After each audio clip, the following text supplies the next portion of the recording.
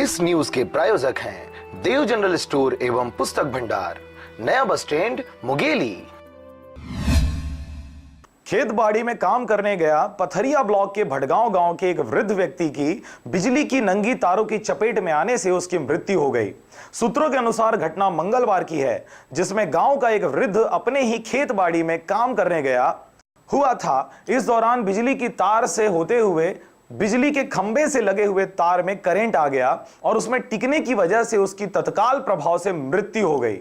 घटना की जानकारी ग्रामीणों को मिलते ही 108 व पुलिस की मदद से उसे जिला अस्पताल लाया गया, जहां उसकी देर रात तक पोस्टमार्टम चलता रहा।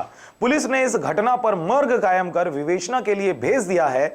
जिला अस्पताल में पोस्टमार्टम देर रात तक आधा ही किया गया और आधा पोस्टमार्टम अगले दिन होने की बात कहकर मृत वृद्ध की लाश को पोस्टमार्टम कक्ष में ही ताला लगाकर चलते बने। मुंगेली से अविनाश कुलमित्र की रिपोर्ट, आरजे रमझाझर।